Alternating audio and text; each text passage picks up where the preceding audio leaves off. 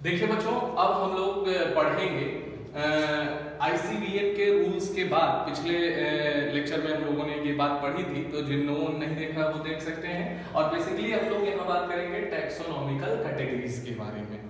तो सबसे पहले बात आई थी कि कैरेक्टराइजेशन करिए, फिर आप आइडेंटिफिकेशन करिए, फिर नॉमेनक्लेचर करिए, उसके बाद क्लासिफिकेशन करिए। तो क्लासिफिकेशन का मतलब है ग्रुपिंग करना। सिर्फ एक बात याद रखिए, क्लासिफिकेशन का मतलब ही होता है ग्रुपिंग, और क्लासिफिकेशन का मतलब ग्रुपिंग, और ग्रुपिंग को ही हम लोग बोलते हैं कि अलग अलग कैटेगरी में हम इसे रखते हैं। ग्रुपिंग का मतलब ही है कैटेगरी, और एक से ज्यादा कैटेगरी में बांट रहे हैं मतलब कैटेगरीज। तो लेकिन साइंटिफिकली हम लोग कैटेगरी को टैक्सॉन बोलते हैं।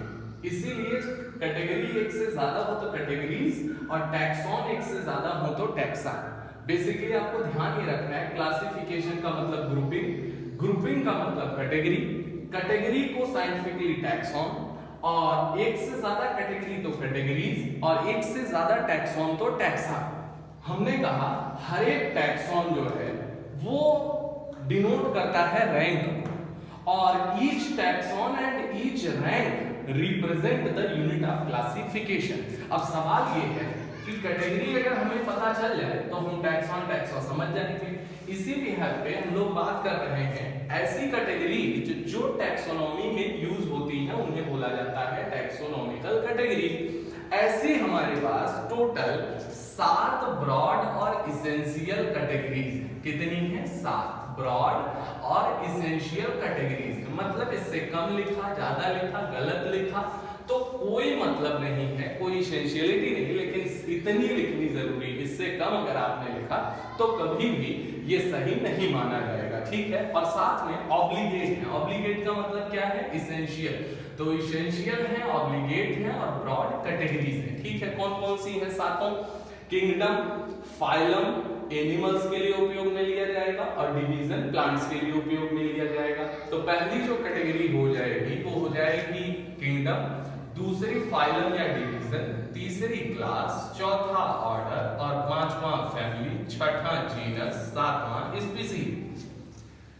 तो इन सातों कैटेगरीज को अगर आपको याद रखना है तो उसके लिए एक डायरेक्ट याद रखें, ठीक है, लेकिन उसके लिए एक ट्रिक भी बना रखी है कि keep pot daily clean, otherwise family get sick. Keep pot daily clean, otherwise family get sick.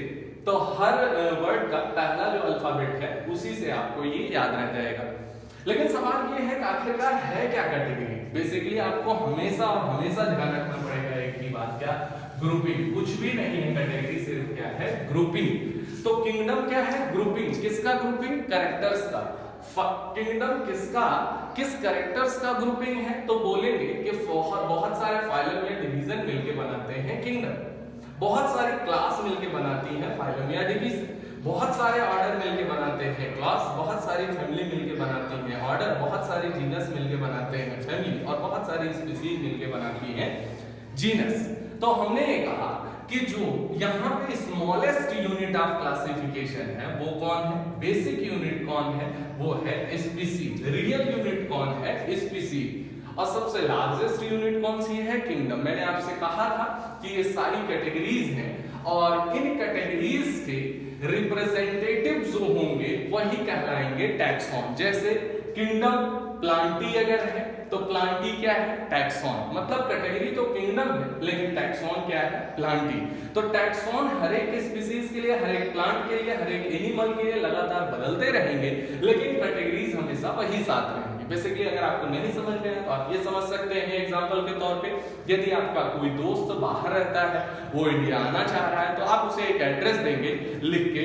मान लीजिए यूरोपियन कंट्री में रहता है और वहां से आना चाह रहा है, तो आप उसे एक एड्रेस लिख के देंगे कि भाई पहले तू इंडिया, फिर यूपी आ, फिर कानपुर मॉडल टाउन, फिर डी ब्लॉक में आओ, फिर उसके तीसरे नंबर की लेन में आओ, और उसके 5वें नंबर के मकान में आप आ जाइए, और आप हम तक पहुंच जाएंगे। बेसिकली अगर इससे कम आपने कुछ दिया तो वो नहीं पहुंच पाएगा, गलत आपने कुछ दिया तो नहीं पहुंच पाएगा, इससे ज्यादा की उसे शायद कभी कोई जरूरत नहीं पड़ेगी। तो it is the perfect address. तो जैसे एक किसी इंसान का पता या एड्रेस है, ये वैसे ही किसी भी एक ऑर्गेनिज्म का, चाहे वो प्लांट हो चाहे वो एनिमल हो, उसका एड्रेस है ये 7 कैटेगरीज।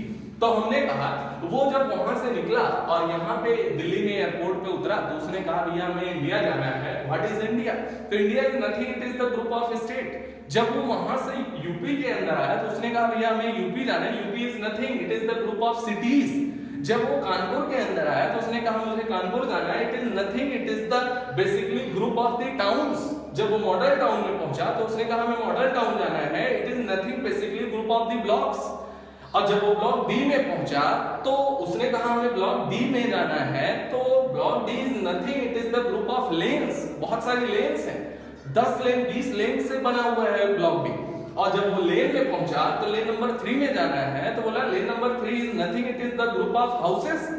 और यहाँ पे तीसरे लेन के 5वें नंबर के मकान में जब वो पहुंचता है तो सीधा वो आपके घर पे हाजिर हो जाता है। तो जिस तरीके से एक शख्स जो है अननोन है, जो आपके एड्रेस को नहीं जानता है, उसको आपने ये बताया और एग्जैक्टली आपके घर तक पहुंचा और सही जगह पहुंचा, वैसे ही किसी प्लांट या एनिमल का एड्रेस ये बोला जाता है। ठीक है, अगले नंबर पे अब हमने ये लार्जेस्ट है ये स्मॉलेस्ट है, तो हम लार्जेस्ट से स्मॉलेस्ट आ रहे हैं या फिर स्मॉलेस्ट से लार्जेस्ट जा रहे हैं। तो यहां से यहां जा रहे हैं अगर, तो हम ये क्या कर रहे हैं असेंडिंग, ये क्या कर रहे हैं डिसेंडिंग। और ये जो अरेंजमेंट है कैटेगरीज का असेंडिंग या फिर डिसेंडिंग, इंक्रीजिंग या डिक्रीजिंग ऑर्डर में, that is called the hierarchy. Hierarchy word का मीनिंग ही केवल एक है कि अगर किसी भी चीज को यदि आप घटते या बढ़ते क्रम में अरेंज कर देते हैं तो that is called the hierarchy.